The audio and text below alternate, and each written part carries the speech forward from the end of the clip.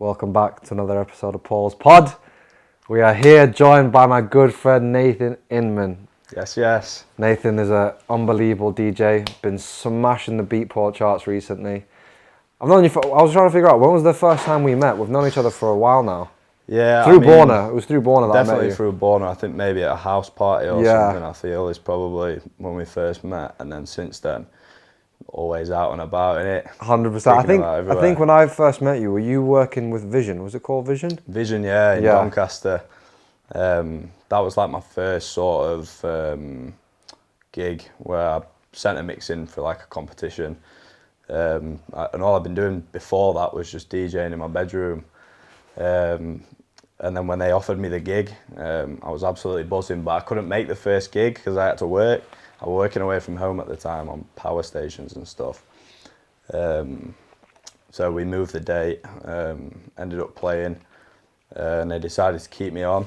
So then when I started getting regular gigs in, got the bug. That was it, mate. I decided I wanted to make a proper crack at music. So it's been a roller coaster since then. I'm starting then. When I did a little video on my Instagram for my last release, I said the same thing. Like when you first start doing that kind of stuff as like just a hobby, never in a million years did I think that I'd be doing what I'm doing now. And I'm still only at like the really early stages. Do you know what I mean? So it's class to see things coming good, and like I'm getting to know people that I was looking up to at the time, like on first name basis with them and stuff like that. So it's crazy, man. Absolutely crazy. It's so weird when you think how quick time flies. Do you not think? Not half, especially with the pandemic as well. I feel like I've lost 2 years of my life, but in the same sense, it's helped me a lot get to where I am now. So I've missed out on a lot and suffered for that. But then in the same sense, I would not be where I am now without the pandemic. So, I mean, I really only started taking the whole music thing, like producing music anyway. I only really started taking that seriously at the start of lockdown when I had a bit more time on my hands. My work shift had been changed, so I was just doing like 2 on, 2 off. So I got my head down, started producing properly, and then after that, man, that's when I started to see the real progress. Would you say because of things locking off, like you just had more time to focus? Were you furloughed? Was that? Nah, not furloughed. So I still had to cover my work hours, but because it was split over 1 week, I'd do 2 12-hour shifts, and then the next week I'd do 4 12-hour shifts. Sorry. But it just meant that I tend to get more done when I've got like a full day at it. Like if I go to work and then come home, it's like you're kind of bitting and bobbing. You can't really sit down and properly get locked into it. Do you think you were also probably sidetracked as well with just obviously partying and doing sets? Mate, 100%, 100%. Like the thing is, when you do it, when you're trying to get into the nightlife industry, it's like going out and partying. It seems like all you're doing is going out and partying, but you have to go out to network and meet the right people, because so much of like where you get in that scene is based off of who you know still. Like it's the same with anything. Like if you know the right people, it's gonna make it a lot easier for you. Well, it's just practical, I guess. Any like I said, anything you go into, whether that's, for example, me fighting, I've got to go to fighting events. It's just DJing and happens to be one of those where it's probably a bit more detrimental to your health because you got to party a lot. Absolutely. So don't get me wrong, I'm not going to sit here and pretend like I'm like, oh, I've got to go out tonight and meet people, because I enjoy going out. Well, obviously some people don't, but it's just so easy to get carried away when you do go out and forget that you've got the whole networking side of it to do and get a bit carried away on the drink and whatnot. But I mean, yeah, when lockdown did happen and that side of it kind of wasn't an option, I only had the music itself to really fall back on. So I joined there's a producer called Damaso, I don't know if you've heard of him. Yeah. He did like an online EMC. So I joined that, and then through that I met Toman, who I'd speak to on occasion now, send him all my music, and then that got my music to a quality where I was like, right, this is actually starting to sound pretty good now, so maybe start sending it to other DJs. And then I remember sending out a batch of tracks to Sydney Charles, Was that on your second? Was that your second release? It was, yeah. I mean, I had a release before the one with Sydney Charles, but that was only on like a small label, and that was probably I think you speak to most DJs, they'll tell you the same thing, like they regret their first release or their first couple of releases, and it, don't get me wrong, it's a learning curve, innit? But that release, I was not ready to be releasing music, really. I think I just did it for the whole buzz of, oh, I'm releasing tunes, I'm on Spotify, but you got to get your name out there, though, I suppose. Yeah, and it did hit the Beatport top 100. Was it like got to like number 86? Yeah, the very first one actually got to number 12 in the singles charts.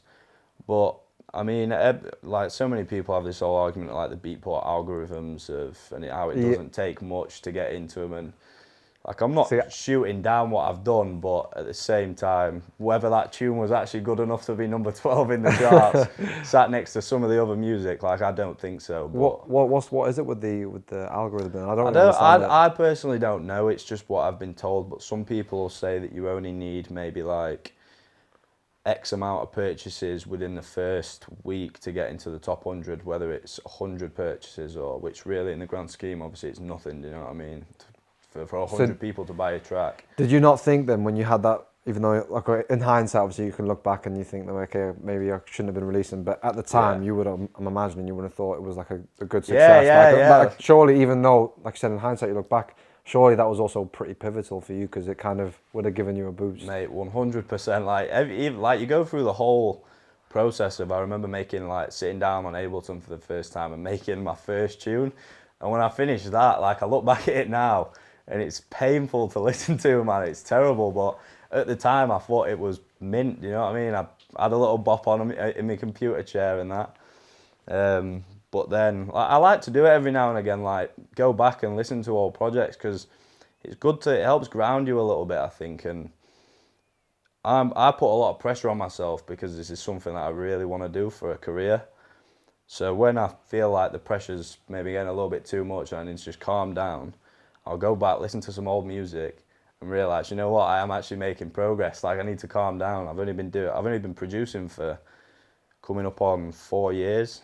Oh wow! So even when lockdown hit, you hadn't been doing it for too long. No, mate, no. And I mean, when that first 2 years as well, I was bitting and bobbing. Like I wouldn't even say I was producing. I was just jumping on and messing around, throwing sounds in the same way you do at school. I don't know if you did it at school on the laptops.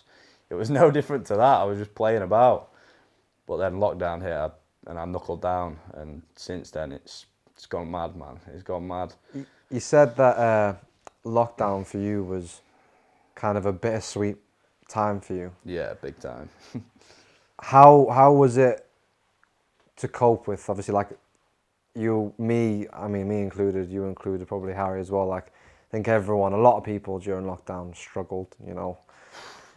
It was hard for millions of people, literally millions of people. And I'm guessing was you getting your head down with production, was that kind of your escape from reality?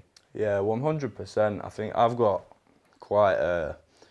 my mind's always at like 100 miles an hour and I'm always thinking about something, whether it's what's the next thing I'm going to do and it's always in the big scheme as well. Like I am a warrior. And I'll always be sitting planning something out or whatever. So for me, when I sit down and make music, it quietens my mind and I can just lock into that and relax a bit then, do you know what I mean? And for me, at a time when all you had to do really was think, because you couldn't go out, you couldn't see your friends, you know, your life was just within your home really, and that's if you were furloughed. I'd say that I was lucky in the fact that I still got to go to work, because you still get to go out and get like face-to-face interactions with people, and I know you've got your family, and if you live with friends that's cool, but if you're trapped in the same room with anyone, it doesn't matter who it is, it's going to get to you. It's 100% going to drive you up the wall, man. Especially like I like my own space and stuff, so if I'm in the house like I was with my mum and my brother, and it was just like, God, I need to get out. So going to work was actually like a treat almost.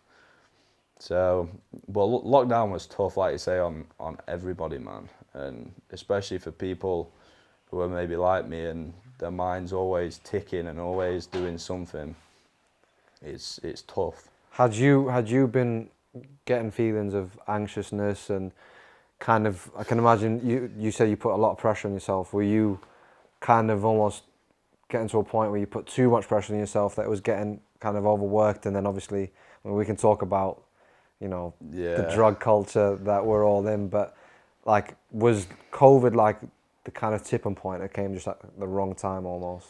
Wrong and right time. Yeah, it like I say, it was a bittersweet thing. Like, it had its ups, but it had its downs. But I'd say I didn't feel the downs of lockdown until after, funnily enough. Like, when we were all locked in, I'd say I neglected what I was eating. I wasn't eating right. I was probably drinking too much in the house. I wasn't exercising. Like, I would just, in a way, I was maybe too locked into music. But that whole side then crept up on me, and I didn't realise until the point when we were just coming out of lockdown and we were allowed to go and hang about in groups of 6 or whatever it was at friends' houses and stuff. And I went to Borner's and I had my first panic attack, and that was an absolute mazza. That was the start of a very bad year and a half. Crazy. Yeah. What triggered it, if you don't mind me asking? It was drink and drugs.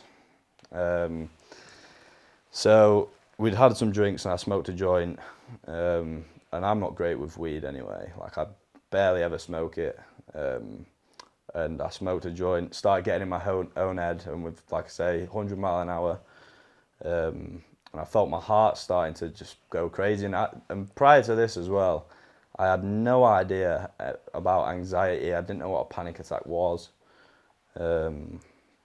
Making my heart go a bit just talking about it, man. It's all good, bro. Don't stress. So when I started having this panic attack at the time, I had absolutely no clue. So I'm thinking, fucking hell, I'm having a heart attack. So I started proper pranging out. Obviously, everyone else is on a proper good vibe at this point as well. And me not wanting to spoil everybody else's fun, I think, right, I'll take myself upstairs. So I went upstairs, sat in the bathroom, tried to cool off. Splashing water on my face and nothing were working. Started getting dizzy and feeling sick. So then I started thinking, fucking hell, I might need to ring an ambulance here. So at this point, I'm proper, like, all over the place. And luckily, Borna must have clocked that I was gone. So he came upstairs to check on me. And I said, mate, I don't know, I think I might need to ring an ambulance here. Like, I think I'm having a heart attack. And he managed to calm me down a bit. But I mean, that panic attack, I'd say it lasted for maybe like a day and a half. Fucking hell. Yeah, it was long. Like, don't get me wrong, the peak of it was maybe only half an hour. But when I cooled off, like, even the next day, like, I could feel my chest was tight. Well, I can imagine as well, like, if you've never had anything like that, like, it would definitely skits me out. Exactly, mate. It was terrifying. Like I say, like, because I feel like only recently people have really started talking about mental health, and so before that, like I say, I had absolutely no idea. I didn't think anxiety was half as bad as what it is. And like I say, it crept up on me. So when it hit me, it hit hard. But then after that then triggered a whole string of health anxiety, because I'm thinking I nearly had a heart attack. Even though in my head, I knew it's a panic attack. After that, I went through about a year and a half of, and this is no exaggeration, at least 3 or 4 times a week thinking that I was either going to die the next day, or I had some sort of serious disease like cancer, diabetes, MS.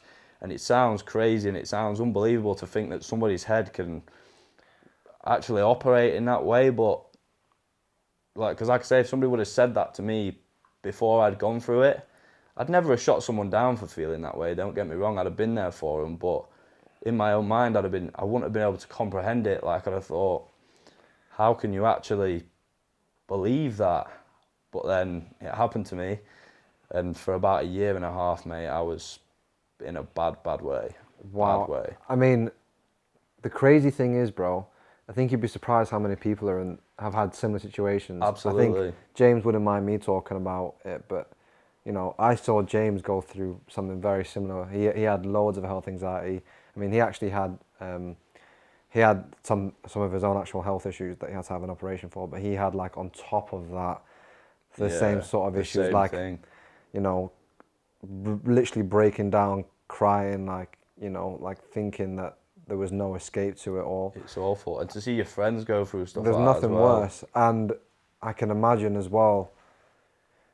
You know, we were just talking before about how the culture, the student culture, and maybe extended, not only the student culture, just the scene, the music scene that we all enjoy, and the party scene. You know, it's full of drugs. It is.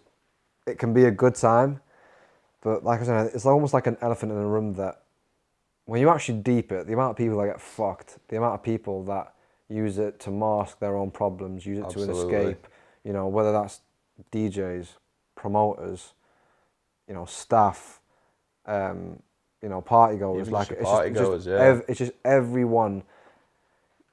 It's scary to see how many people actually have issues. Like we were saying, I know firsthand a lot of people that have like cat issues. I can imagine you are the same. I can imagine, you know, a lot of people watching this can relate to it, and it's especially like with what you want to do, being a DJ, being in that scene, when you're going through, like I said, a year and a half of, you know, the panic attacks, the health anxiety, you know, the struggles with alcohol and all that sort of stuff, and yet you've still got to put yourself in the toxic environment to still grow. I can imagine it's a bit of a mindfuck, to be honest. It is, but kind of going back to like the whole music steadying my mind thing, like when I was in the peak of that health anxiety, that was still a time when the clubs weren't open, and so it kind of did sneak up on me. It was like I was kind of copping for everything prior to that at that time, because obviously during all that, I wasn't going out partying. I mean, don't get me wrong, going to friends' houses every now and again and having a little frisk or whatever, but not the same. For the most part, I was pretty steady. Like I said, I was drinking quite a lot. Not to the point, I wouldn't call it, I wasn't drink dependent, but just because I had more free time, I was chucking a few beers back and stuff like that. So, but again, even through that whole stint, when I was sat making music, it took my mind away from everything else, and it was just about the music at that point. But like you said, with the whole like drug problem thing, and I think a lot of the people that have the problems don't even know that they've got the problems. To them, it's just like, well, I'm just enjoying myself. I'm just having another weekend. Fun. But it's only fun until it's not fun, and that's when I realised that all them years of partying and going out and wrecking my body, I had a mint time at that time, but eventually you are going to cop for it. It's not sustainable. And some people, don't get me wrong, like you do see the odd person where you look at them and think, how do you do it? Like, you must have a bulletproof mind, but they probably don't. No. It's probably all a front, and like you say, using it to mask how they feel. But eventually, it comes a point where you've just got to stop and face your problems and deal with it. But when the clubs did start to open back up, I mean, I was put back in the toxic situation, but I have mellowed out a lot in the past couple of years compared to what I was at before. I mean, I'm not saying I don't party still. Everyone loves a party. Everyone loves a party, but I know when enough is enough. Yeah. And I think that's key, because everything is, well, not everything, but things are okay in moderation. But like too much of anything and you're going to hit a wall at some point. Do you think the timing of you having like your breakthrough and your success, do you think that really helped you as well? Because if it hadn't been going, it maybe would have been a bit different. I mean, the main thing that helped me really was I'm really lucky in the sense that my mum she does counselling and hypnotherapy. There's a proper term for the kind of counselling she does, but I can't remember what it is. So she's been an absolute blessing through the whole thing, like helped me through it all, give me some good books to read about the brain to help me sort of understand why I'm feeling the way I'm feeling. I've had hypnotherapy, And then that kind of made me feel a bit better. But then when that was going off, it were kind of like big ups and downs. So I'd go for periods where I'd feel okay, and then I'd have another panic attack or another moment, and then that'd set me off again, and I'd be back down. But I'm I'd like to say I'm at the back end of it now, and I'm starting to feel a lot better. I still do get a bit anxious. I'm happy for you, bro. You seem like you're doing well for yourself. Yeah, I think man. you seem healthy, 100%. doing well with your music. Let's talk about how did you end up meeting Sydney Charles? So I haven't actually met Sydney Charles. Oh, have you not? No, this was. I think I just sent Sydney Charles an email with like 4 or 5 tracks attached. And then within 2 weeks, he'd emailed me back and said these 2 particular ones, Digital Love and Knockback. He said, these are sick, I'd like to sign them. And at the same time, just after that happened, I got interest from another label. But I'd already signed with Sydney Charles at this point. But that in itself was like a great feeling of sort of validation, if you like. Was it kind of just like, oh, I'm on the right track? I'm on the right track. Yeah. Like if I've got this music going out and I've got 2 labels interested in it, then that's great. You know what I mean? I'm doing something right. And I think Sydney Charles's label was 100% the perfect fit for the EP. Number 1. Yeah. I know he said you don't take too much into the algorithm, I know, but number one though, like I'm not gonna. Like when that happens, again going back to it, DJing in my bedroom to then getting a number 1 on Beatport, man, it's crazy. Like I couldn't believe it. And then after that dropped, I had so many messages from like different DJs and different label owners wanting music, and that was for me then the moment where I felt like, right, it's time to get cracking and get on with it. I mean, there's still, like Richie Ahmed played Digital Love at Creamfields last weekend. Wow. So for that to still be getting played nearly a year on is unbelievable. What's it like seeing your music played at these places, like sold out at Printworks? Mate, you know? Honestly, it's like going out and the whole buzz of DJing is incredible. Like the highs are so high. Like when you like the most fun I've ever had playing was probably like District, playing to a packed out District, unbelievable buzz. Like when you're making people dance with just the music you're playing is class, like a proper high. But then when you see your own music, things that you've spent hours into, well, years really, because everything you do is building up to making these tracks. So then when you see them getting played out to so many people, and for them to be received so well and see everybody's hands in the air and hear the big crowd roars and stuff like that, it's such a nice feeling to know that you're doing something right. Well, that's the main thing, is it's all reassurance, do you know what I mean? So you know you're going in the right direction. Has it been a bit of a trip because of how, I wouldn't say, I think it's fair to say how quick your success has been, but you know, like you've been producing for 4 years, that's not a long time. No, it's and not. And to have such success in such a short amount of time, and to have the support of so many people that you look up to in the industry, and has it been kind of like, holy fuck, like this is actually like real? Yeah, it has. Like I say, I'm never expected to get here, and even when I am where I am now, like I've still got such a long way to go, and I know that, and that's part of the reason why I'm constantly putting maybe a bit too much pressure on myself, because even though I'm doing these things, and the scene's changed a lot with Instagram and that becoming as big as it is. Like nowadays, if you want to become a successful DJ, you need a big social media following, you need to be obviously making good tunes, you need to be meeting the right people. There's so much goes into it now. It's not just a case of make one good tune and you blow up and that's it, you're set until you make your next big tune. And it's like a full-time job. So to balance that, it's a full-time job for me now. To balance that with an actual full-time job is difficult. What are you doing? What are you doing for work? Electrical engineering. Electrical engineering. So yeah, is it? I'm guessing you're still not at that point where you can make the transition full time. No, I mean, I'm getting there, definitely going in the right direction, and you know, I've had conversations with people, with my gaffers at work, about obviously trying to drop hours. I don't just want to quit my job, I'd rather just drop hours, but I know that I'm 100% going to chase this music thing now.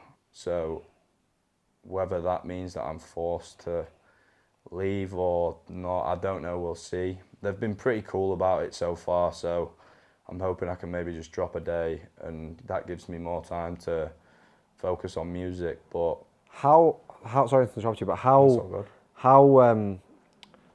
you know, I'm not as clued up on what it's like to be a DJ professionally, but what point do you reckon it is that you've got to get to where you're in a position to be constantly getting booked, to be constant? Because I feel like as well, like when you're starting off as well, like the bookings that you're getting, you're kind of probably not even asking for money just because you want to have the exposure and you want to be doing it. No, that's it. And you know, I've had conversations with a couple of people about this, and Callum Taylor, have you met Callum? Yeah. Yeah, so he's pretty clued up, and his mindset is like, you should always be charging no matter what level you're at, because at the end of the day, you're going to do a job.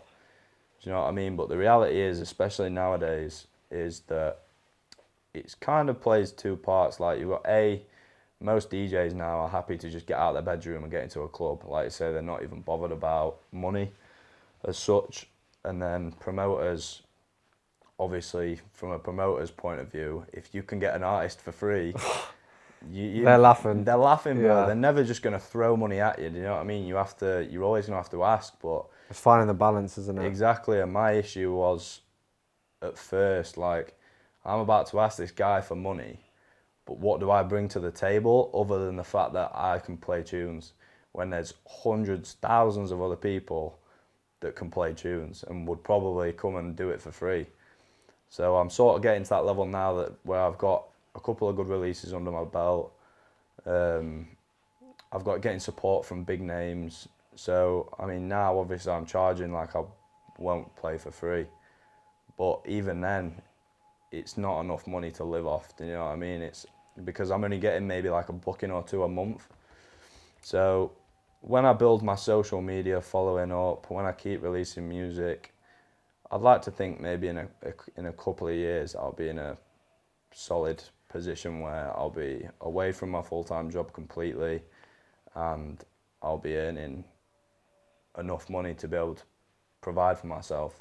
Do you think it's harder to become a DJ now just because of how many people there are out there DJing, how many events there are? Yeah, it's compared to, like, you know, obviously 10, 15 years ago, there's so much more involved now. Yeah, in the game. I can't comment too much because I didn't know what the scene was like 10, 15 years ago. I mean, Instagram's like a curse, or social media as a whole is like a curse and a blessing, because you've got an outlet for your content, for your music to be heard by everybody. Do you know what I mean? If you know what you're doing with social media, there is nobody in the world that you can't reach with it.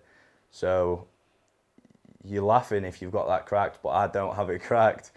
And I mean, I'm awful with my phone, bro, like full stop. So Instagram just seems like a chore to stay on top of it. But I mean, I'm getting help from a guy, Callum Hughes, who's pointed me in the right direction with social media stuff, taught me about like marketing myself a bit and creating sort of like plans when it comes to like releases, getting content ideas. So at the minute, I'm just sort of I think it's also getting that together. Yeah, I think it's also important to make sure that you stick to like your own identity as well. 100%. Because there's a point where it's like, okay, even though you may not like to be on your phone as much, yeah, you also don't want to then be at a point where you're forcing it too much. Because I think that's when it also then comes across as maybe not being as genuine. So it's like it's just finding that balance of still being yourself, but yeah, still helping yourself to get marketed properly. And that's another thing with Instagram as well. Like, everybody's sort of trying to cram all this stuff in. You could say like this is the worst part of Instagram, is like you just putting on there what you want people to see. But I don't want to do that. I want to put stuff out that is a genuine reflection of me. I don't want people to look at my Instagram and think, wow, this kid's doing great, he's living the dream. When in reality, I'm on my way, but I'm not. So I just want to be real with what I put on Instagram. And going back to what you said about the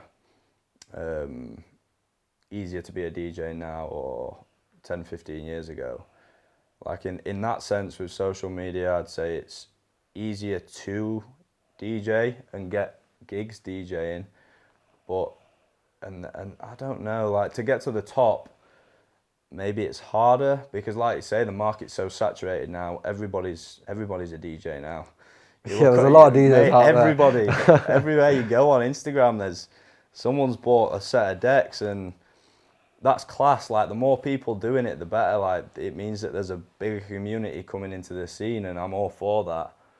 But I mean, you get the problem then that you get is, like I've seen some influencers, I'm not going to name any names, that have picked up a fucking controller through lockdown, and now they're being booked to play in some of the biggest clubs in some of the biggest cities. And it's like, bro, there is no way in a couple of years that you've become as good a DJ as somebody who's been doing it 10 years and not had a shot. So that kind of stuff really annoys me. Like but then it becomes a money thing. But then at the same time, though, surely the argument to that is then that's not the audience the audience that these influencers are getting isn't necessarily the audiences you want to be playing to. Nah, it's not. But is it taking up the opportunity? Is that Nah, it's not so much because I'm fully aware of the fact that like if this influencer is getting booked for this gig, then I'm not getting booked for it, because that's not the case. But it's just people, I don't respect people that get things that they haven't worked for. It's been given to them just because, I've got a tick. Yeah, exactly. I've got the blue tick on Instagram and I get 10,000 likes on a photo. It's so dead that people see such value in that kind of thing. It's so sad, bro. It is like, I mean, I couldn't imagine my life revolving around how many likes I get on Instagram, and that is another massive problem. And another cause for big mental health issues is some people view themselves as not being good enough because of the fact that they've only got a couple hundred followers on Instagram. But who cares? Like, I'm sure that if you're that kind of person, I'm sure those 200 people that follow you love you to death. Whereas these influencers or whatever, these people with massive followings, they've only got loads of followers for exterior reasons. You know what I mean? They don't know these people. They don't have any good relationships with these people. And that's the stuff that matters. Sorry to interrupt the podcast, but this is actually sponsored by our new sponsor, Neuroptimax, a supplement company that is centered around high brain performance. As you can see here, I've got one of their products in hand, Neuroptimax Sport. It's an energy drink. They've got two flavors. They've got the berry and the lemon and lime. Now, if you ask me, the berry one's the nicest one. The lemon and lime one's still pretty nice, but that just comes down to personal preference. Now, you could use this as a sports energy drink. You know, if you're going to go to the gym, do a workout, you need a little buzz, you want an energy drink, that's perfect for it. Me personally, I've not been working out so much so lately. So if there's anyone out there listening to this that doesn't work out and doesn't need a workout drink, it's okay. I use this if I'm up late at night and I'm editing and I need a boost of energy. They're great for it. Now, unlike a Lucozade or a Monster energy drink, you know, if you get one of those, you're probably going to get a quick fix. You're going to get a big rush of energy, but you're probably going to get a hard crash not long after. You don't get any of that with these. These are built to reduce tiredness, to prolong your energy. It's got built-in immune support. It's got your everyday nutrients that you need for your body and your mind. So they're just filled with goodness. Head to neuroptimax.co.uk. I'll put the link right over here. Scroll through the website, have a look through the products. They've got BCAAs, they've got protein powder, they've got all sorts. They've even got blood test kit samples. Make sure you follow Neuroptimax on Instagram as well. Give them a follow from me. And let's get back to the podcast.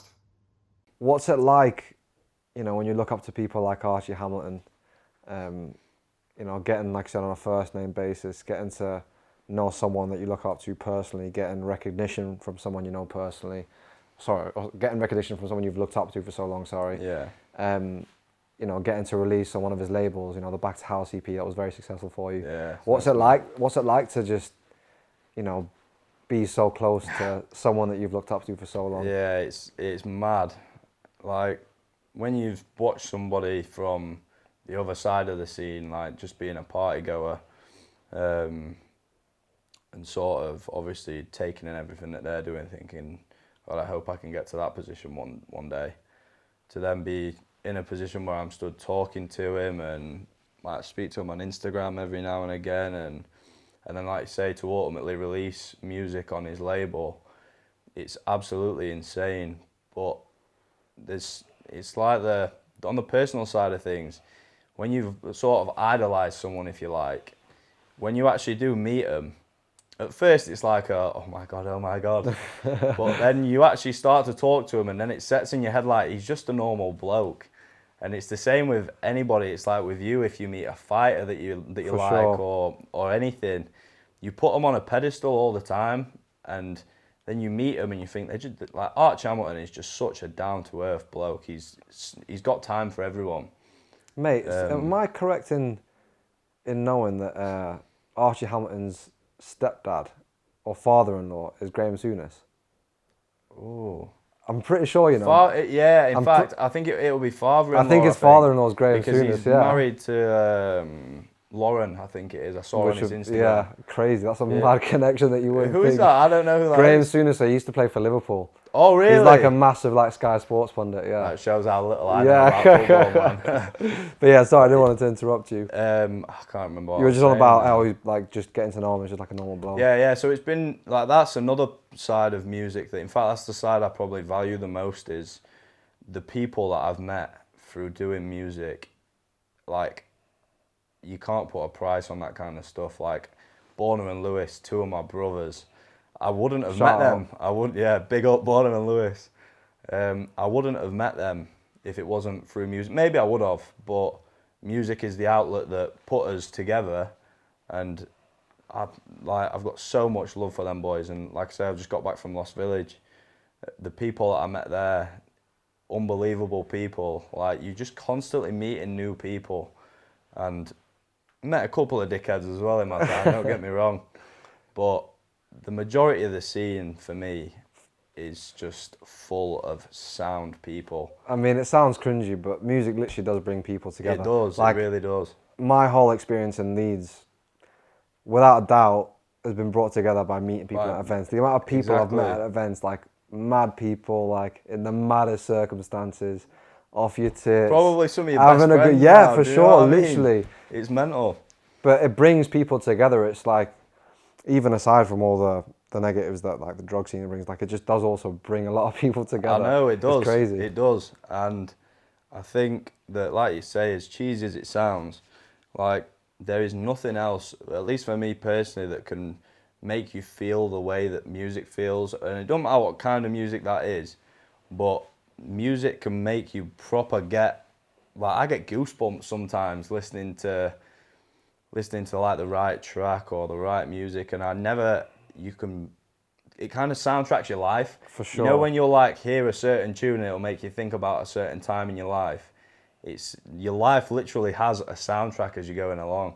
Like, sometimes even like I get mad little things where I'll hear a tune and that'll take me to a certain point in my life and that'll make me feel a certain way, but then I'll get like a smell as well. That's crazy. It's mad, mate. It's honestly unbelievable. Like, and I don't know what it is. It's probably just something going wrong in my head. No, I definitely. You can definitely get. It's not really related to music, but it's gonna sound wacky me saying this anyway. But when I was younger, I don't know what context this has got talking about. I'll say it anyway. When I was younger, my mum obviously, I lived in Malta, grew up in Malta, but my family, I've got in South. I'm fucking mumbling like a cunt. Right? My nan lived in Southampton, and sounds so stupid, right? But there's like a distinct smell of her washing that I remember as a kid. Exactly, like a distinct bro. smell. Exactly. And like there are times when like I've been at home, and like maybe not necessarily reminisced about the past, but like I've had a smell come to me like, oh, that fucking reminds me of that. So like,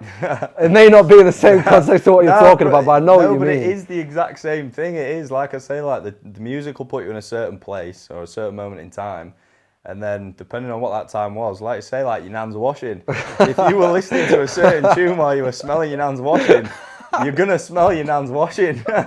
Like, it's so strange that's how it works, but it is a mint feeling, and it shows how deeply rooted music is into everything.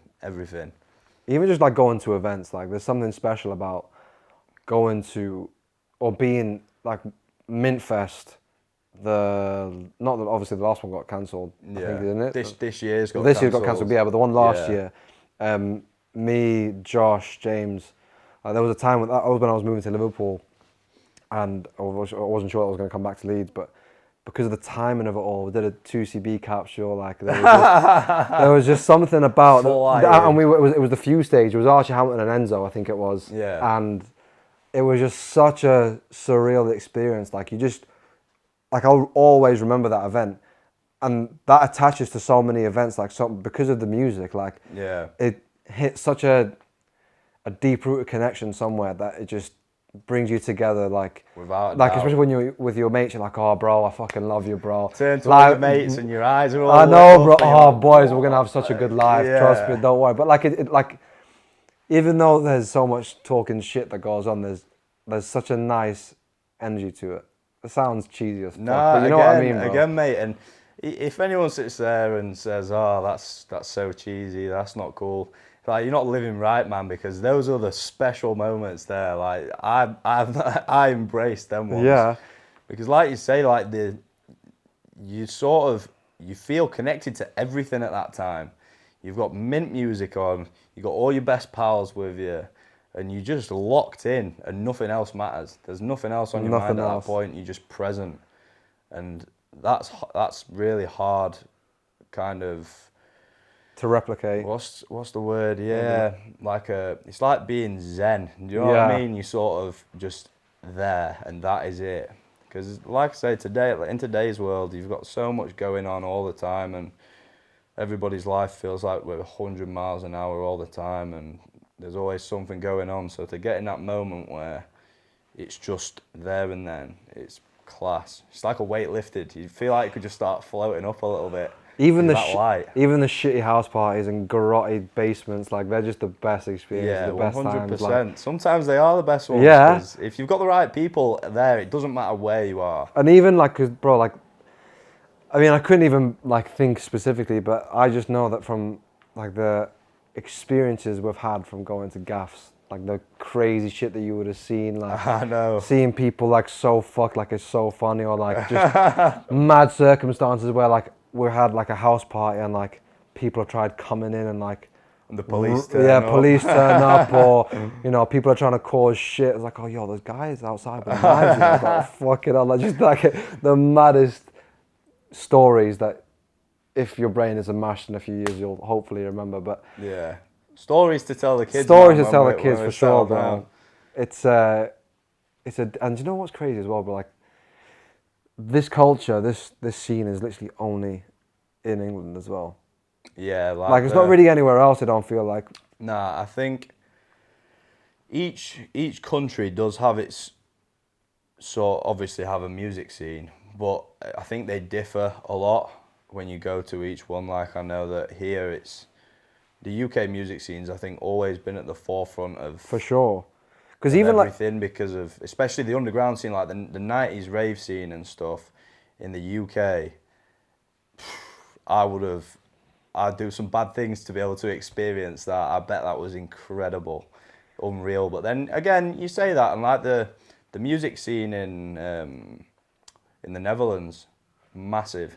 It's like I'd say that if anything, that's probably a more socially accepted part of their culture. Like I think the government are a lot more up for the nightlife scene, whereas here, like no, they're just the reason it's forced to be the way it is here is because there's always been a sort of resistance against it, I think. But I think that's again is what makes it so special, is because you know that there's people out there that are looking down their noses at what you're doing, but you're just having a good time, and it really does gives it a special buzz, I think. Feel like a bit of a bad boy. What we were talking before, like what piques your interest about going to Amsterdam? I mean, obviously it speaks for itself. Amsterdam's a cool place, but like specifically, what's been like? I've visited a few times. Still never been to a club in Amsterdam though, which is something that I really need to do. Brett looks unbelievable. You're going to ADE? Well, I was thinking about it, but after the month I've just had a beaver in Lost Village, I think, like I say, I'm trying to mellow out a little bit. So I think I could do with chilling out until Christmas, because like go on that build up to Christmas, it's always a mental time, innit? But with Amsterdam, the vibes, mate. Like every time I've gone, it's just everybody's minding their own business. They're doing their own thing. Everybody looks happy. Like I don't think I've ever seen anybody frowning in Amsterdam. Do you reckon it's because everyone's stoned? That might mushrooms? be to do with the weed. Everyone's stoned. Yeah, Everyone's doing mushrooms. All the shrooms. But yeah, there's just something about it. Like I feel like here in the UK, there's a lot of really. I don't know if it's more. Obviously, I don't want to generalize because there's so many cool people as well. But I feel like you meet quite a lot of negative energy sometimes with people, and I think I've never had that in another country. But then I suppose that's because you spend more time here than there. But I feel like I do feel as though there's a certain element of British culture that is very negative, though. If I'm honest, like there's just. A lot of people get jealous. A lot of people are I'm glad it's bitter. not just me that's thinking No, this, for by sure, the bro. way. Like a lot of people are just so negative about the world, and like a lot of people as well. I feel like, you know, if you saw the way a good portion of the population treat what happened with COVID, you know, you saw how different people are. I think a lot of people in the UK are very, you know, I'm just gonna work, and a lot of people are depressed, bro. That's what it is. Bro, it's the rat that's what it race, is. man. Yeah, everyone's not everyone, but like a large portion of people are depressed because all their life is all they've ever done is just work a shit job they don't want to do. Like you see people stuck in a warehouse job for 15 years, and they're depressed, and then you know, think how many people live like a normal life, if you like a normal 9 to 5. For, like that's depressing as fuck, bro. Like you're not gonna be, you're not gonna be happy, and you're not gonna project good energy if you're having a shit life. Yeah. And this is weird you say this because not long ago I was actually having a bit of a moment about the whole rat race thing, and this is again another reason why I'm pushing so much towards music is because we're only here for a very short time. Like if you look at it in the grand scheme of time, your time here, mate, is like a snap of a finger. Literally. That is it. You're done. So what is the point in spending that short time I have? Like say I'm born, then I go to school, I'm worked to death being told that if I don't get good grades I'm going to be a failure. So you whip yourself to death trying to do well. It's the system, bro, that they put on us. It's the system. Know. It's like if you just go down the narrative that the government wants you to have, they don't want you to express creativity and express freedom and be different. Because that's when you break out and you do well for yourself. That's the reality. Like they're happy for you to skate through the system, end up in a bang average job. Yeah, you might do well at school and you might land on a 40, 50k a year job. But nowadays, mate, what's that getting you? Fuck all. Not a lot. And how hard have you had to work to do that? Because a 40, 50k bro, you're a year a slave. job is hard. You're a slave, bro. You are Exactly. literally a slave. And people are afraid to make that jump for trying out their own stuff because generationally you've always been kind of taught and it's always been perceived that, oh no, you don't want to be risking it and jumping out the bracket because, you know, it's not worth it. You flat on your face. You can sit, you know, if you just go down this route, you're going to be nice. Like I said, you can have 50k a year. Yeah. You'll own nothing and you'll be happy. Yeah. Fuck that. I know, mate. Fuck that. And like when you say like, oh, you'll be happy, like as a person, like people are wired to always want more. And I don't think that's a bad thing. Because I think if the energy's put right. Yeah, exactly. Obviously there becomes a time where it's like, right, I've got enough. But people are always going to want more. And that is, again, even though I don't think it's a bad thing because it motivates you, it's a problem because it's like no matter how far you go with it, unless you learn to be happy with where you are and what you've got, you're never going to be happy.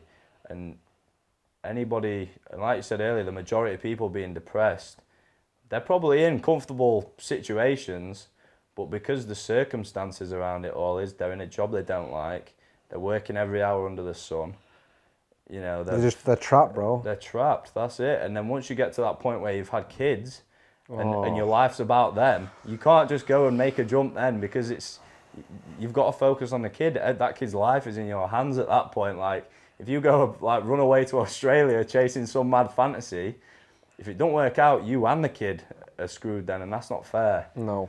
So, this is why I don't want to have any kids, not for the time being, bro. Exactly. Fuck that. I know, I'm the same. I mean, obviously there will become a point in my life where, if God forbid, music doesn't go the way that I'm hoping it does, I'll have to say, right, I've given it my best. Nah, bro, don't even let that get into your mind, bro. Don't even like let that. I honestly, I'm like bulletproof, and I don't even accept that that's a possibility. Like I rate that. I need more of that, bro. You got to do it because, bro, I've never liked the idea of having a plan B.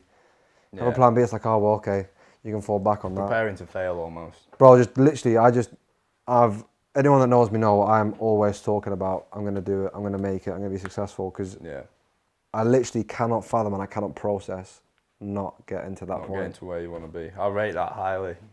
Everyone's got it in them, bro. It's not like it's anything, but I don't feel like it's just training yourself to always believe in it. And like people go on about, manifesting, like, how like fucking most girls do. Oh, I'm gonna manifest a nice life, and all you're doing is putting bikini pics on Instagram, bro, and getting a few likes. Let's not go there. But like, there is an element of when you say manifesting, it's more believing in yourself. Yeah. Because bro, who's gonna believe in you if you don't believe in yourself? Nah, 100%. And what people don't realize, I'm not gonna get to the UFC by saying just sitting and be like, oh, no, I'm gonna. if I sit here and think about I'm gonna get to this, like you've got to put the work in, bro. Like, and people are afraid to put the work in. Like this year, I've not actually said this on camera before, right? But this year, I've had probably one of the biggest breakthroughs for my career, right? Congratulations, thank you. But bro, worked hard. But at the beginning of this year, I was homeless for 2 months. I was literally homeless for 2 months. Well, that shows how quickly things can change, and you're back on your feet. You're laughing, and people don't realize that, and people like are afraid of. Like I could have given up. Like things weren't going my way. Yeah. I was lucky enough that I've had friends like my mate Tom, who let me stay at his. I met my boys, proper boys. Tom Sarby introduced me to them. Tucker, Egg, Nosey, Corey, so many people have been there for me, and in those moments, that's what makes or break you. Yeah, 100% when you're at your lowest, man. If like those moments to me, like I look back and think I'm almost grateful that I went through them, because the adversity that you go through, the mental strength that you build, like it's not going to be easy. It's made you who you are now. For sure. But and I'm sure you get the feeling of sort of, right, well, I've overcome that. So if I can, I think I said Tucker's name as well. I hope I didn't miss Tucker's name. Yeah, I heard Tucker. Yeah, I heard Tucker. He'd be pissed otherwise. Yeah, no, he would be pissed. All the boys at Escort and all the fucking lot from there, bro. You're all G's. But yeah, bro, I didn't even actually ask you, like, what made you want to get into music? Like, who was your inspirations when you were growing up? From like pretty young age, like my mum and my dad were both heavily into dance music, little ravers. Oh, okay. So it was born into you, basically. Yeah, pretty much. Like I'd be listening to Tiesto on the way to school. Oh. And this everyone loved a bit of EDM growing up. Nah. This is back when like it was like trance. Oh shit! Yeah, it wasn't that crap that Tiesto's putting out now. But like back then, like Adagio for Strings. You've heard that? I've not actually known. If I played it, you'd know. Okay, probably. Yeah. Timeless tune. I'm awful with names of tunes, bro. Yeah. Like I know, like my ears know something. As well. But yeah, so from then I'd grown up listening to trance. I remember my mum buying me my first little radio with a CD player in it. I got like Head Candy CDs and Euphoria stuff. So I've always been interested in dance music. Like I've always had something to do with it, if you like. But then when I turned 18 and started going out, obviously at first it was just your local bars and stuff and listening to hip hop and R&B. And then I went to my first rave at Tank in Sheffield, and that was like when bass house and bass line was quite big. And from there, that was it. Like I saw a DJ play and I was like, that's pretty cool, like I'll give it a go. So I got my first like little controller that you plugged into a laptop. So your first introduction to electronic music was basically bassline? Nah, trance. Trance. Oh, shit, yeah. But like your first rave experience. My first rave experience my bad. Was bassline, yeah. And you know what? I was well into it. I was big on it. And I mean, even that kind of stuff now is making a big comeback, man. Like bass house and garage, especially. Like, give it another year or two, and it'll be everywhere. I mean, you're already starting. Bad Boy Chiller Crew are fucking yeah, taking it mainstream, bro. Big time. Like, you're already seeing it creeping back into the radios and the charts and stuff. But like Lost Village, mate, the DJs there, like some of the tunes and the garage tunes that I heard played, I was just like, whoa. Little Badman came out with gun fingers in there. So yeah, so obviously bought my controller, DJing in the kitchen at pre-drinks to a few pals. Thought I was the dog's bollocks, because I could mix a few tunes. And then just like as I've matured, I think I don't want to say my tastes matured, but it's just changed. Yeah. Like, then I came to Leeds for the first time and went to Mint Warehouse and saw Sydney Charles play. That was my first like tech house rave. I think it was like Sydney Charles on WAF, and I got locked into tech house, and that was it. And then I suppose tech house started to. I mean, I look at it differently now, but to the average person, it's like tech house faded, and like this whole minimal thing came in, and I was big on that then. But then as I've matured as an artist, I think I've learned to appreciate all kinds of music, and it's like 2 years ago I was a big music snob, and it was terrible now that I look back at it. Like, I was only interested in that one thing, and anybody who listened to anything else was like, meh. And now I look back, I was thinking that's so childish, man, because like, again, going back to Lost Village, I went there and mate, I heard bounce music. Like, I've never listened to bounce music at a rave or even properly in my life. And they played the tune at the right time, and it just went off. And since I've been back, I've been listening to bounce, trance, house, garage, like everything. And it's proper opened my mind up, which, little plug here for myself. I'm starting a little side project. That's literally just been born straight off the back of Lost Village. Sick. I'm going to start another alias. I'm not going to reveal the name yet. It's a little bit special. Where I'm going to be releasing. At first, I'm just going to do like Bandcamp releases, I think, and do everything self-release. And then eventually look to put stuff out on labels with it. But I'm going to be doing all kinds of music on there. Not just I'm still going to do my Nathan Inman stuff, and you'll still hear the regular sound coming out of that side, but there's something brand new coming. Oh, that's sick to hear, bro. I can imagine being a producer. You want to be able to. Yeah. I think the greatest musicians, the greatest producers, they take all bits of music for sure. Like I said, it's almost a narrow-minded approach, just to be like, okay, well, this is the only thing. And that's how I was, bro. That's exactly how I was. So was Lost Village really like a? Honestly, yeah, like that place better than Ibiza for me. Like, musically, it was just eye-opening, and I didn't hear a bad tune all 4 days. I don't know if that's just because of the vibe I was on or what, but it is a magic place, that. And it's a turning point for me, 100%. Where, I mean, apart from going to events and apart from going to festivals and going to events and meeting people, do you source any other what's the word I'm looking for? Like, how else do you source motivation for music? Is it just through listening to music and going to events, or is there any? You mean more like inspiration? Or, yeah. Yeah, inspiration. I mean, that's something that just kind of comes, I think. I mean, events is a big one, don't get me wrong. Like, when you go out and you hear DJs play all their record collection, obviously, if you go to see in my opinion, the better DJs, and again, that's entirely opinion, like, you'll not have heard a single tune that they play all night. You might have heard one or two if they play the odd classic or whatever, like The Ghost, who played at Mintfest. Did you see their set? I didn't see a set, no. Oh, mate, like, those two are a perfect example of, like, just proper selectors. Like, you never hear, you go and see them play, you've never heard one tune that they play. And those kind of events are always the ones where I come away feeling really inspired. But other than that, I mean, yeah, like catching the odd tune on Spotify or doing digging myself, going through Discogs. Like I've been listening to a lot of, well, I've started collecting records now and spinning on wax. So that's opened my eyes up again to a whole new side of tunes. I was speaking to Jimmy last night, and I was saying, do you not think it's crazy how many good tunes there are out there? Not even like... It's mental. You can't even comprehend how many good tunes there actually are out there. I know. And like when you actually... You know what? Now you've said it, I've actually tried to think of it on like a wider spectrum. You couldn't. There's countless. Like you actually just can't. It's endless. It's unbelievable when you think about it, especially when you go back and there wasn't...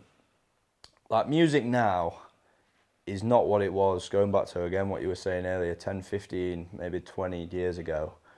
I mean, especially like when you're going into the 90s, there's a lot of money in music now, whereas I'd like to think back then, there probably wasn't anywhere near as much money in it then as there is now. So you go back and you look at all these artists that release on all these labels, and like if you go through Discogs looking through 90s records, like the amount of stuff there is out there, and I can only imagine these guys were doing it for the love of it, working it, doing it on the side with a job. Do you know what I mean? And to think that they were producing that quality music when they didn't have the technology we had as well, when it was all done on hardware and tape machines and mixing desks, and it was sort of a lot more organic.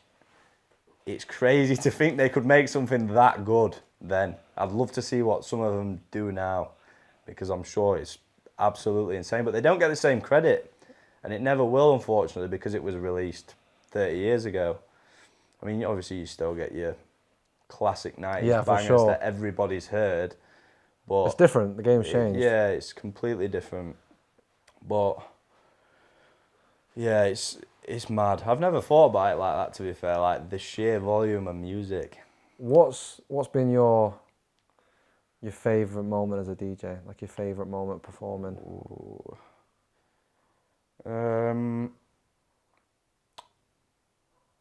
Oh, that's a tough question. It's a tough question. Because like I say... Or have you got a few honourable mentions?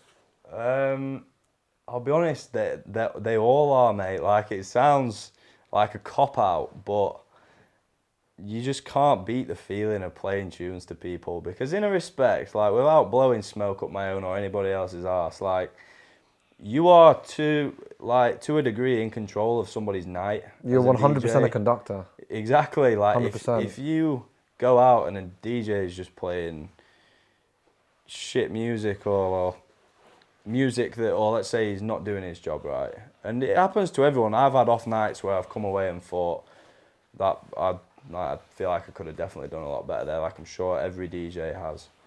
But if you do your job right as a DJ, you can elevate someone's night from a very good night to an absolutely unbelievable memorable night. Yeah, to a memorable night. It's like I just said to you there about, oh, did you see the Ghost set last year? And then I can even pick sets back from like a couple years ago, a few years ago, like individual tunes that maybe a DJ played when I first started going out. And it's crazy that to stick when you go out that often and hear that many tunes is a big deal, really.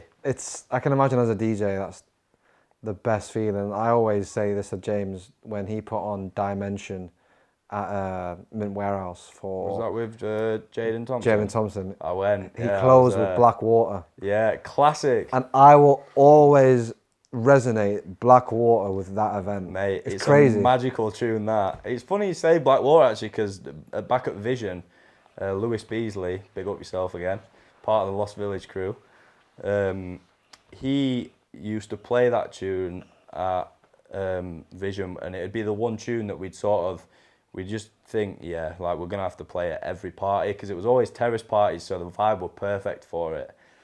And everybody just knew it was like the Vision soundtrack. Yeah. When it came on, everybody were bouncing. And what a tune. Such a great track. And that, to be fair, right there is probably like my number one ambition as an artist, is to make a track that just sticks throughout time. You know, something timeless. I don't pressure myself and think every track has to be timeless, because you can't do that. But I would like to think that by the end of my time making music, I will have had one timeless piece that is just going to go on forever and give people those sorts of feelings. Like that, for me, is the number one goal. Well, I think that's a very good goal to have, bro. That's something so special. Yeah, exactly. So special. And you're a young guy in the game of musician production, bro. You can. Yeah, you've got loads of time, bro. There's no rush, but lots of time. There was one more. So, obviously, you said that every time you play is kind of a special moment for you. Is there a standout venue that you've played at? Yeah, District. Really? District's the number one? Mate, 100%. Like, District for me is one of my favourite gaffs in the world. Like, I've obviously been a beefer, I've been to Hideout, I've been to a lot of different clubs in different countries, and District is always just incredible. And when it's packed. Yeah, everywhere's better when it's packed, innit? Yeah, that's a stupid thing to say, to be honest. But just empty District and a couple of guys in there. No, well, the reason why I was saying that was because District, I feel like, not gone to the shit, but maybe it's because I don't go out as much, so much anymore. But especially before lockdown, District was like the place that everyone went to, like, for a night out in town. And I don't know whether because it's changed ownership of management, hasn't it? So it's like, I don't know whether that's had an effect, but I don't know.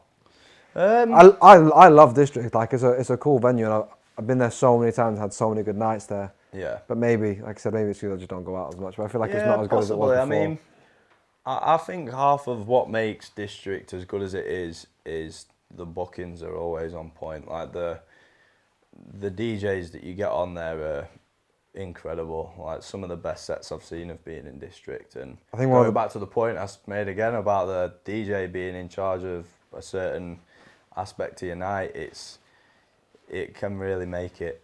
I queued for an hour and a half to see Chris Stussi in District. An hour and a half, bro. Jesus. Maybe not, definitely an hour, but it was definitely between an hour and a half. God, I mean, it was worth it. Worth it. Unbelievable. Stussy, like, you don't see Stussi in District in there. Nah, like, Stussi is a great DJ, really good. I'd like to, you know what? I'd like to see Enzo in there. I'd like to see someone book Enzo, but I mean, that guy's playing on huge stages now, innit? But I know it, like, every DJ's got a fucking space in their heart for little intimate venues, like, without a doubt. So he's someone I'd like to see playing there, without a doubt. Well, Nathan, have you got to plug anything, bro? Nah, I've already done my shameless little plug, to be fair. New alias coming soon. Where can people find you? At the minute, that'll just be on my main Instagram, Nathan Inman Music. I'm going to keep everything on the one Instagram because my main thought is I just want to be known as, I don't care what name I'm known as, I just want people to enjoy my music. That's the main thing, man. Just enjoy my tunes. Well, I think people are definitely doing that already, bro. You're smashing it. Thank you. Keep working hard, bro. You're destined for greatness. Big ups. Nathan Inman, thank you for coming on, brother. Thank you, bro. Anytime.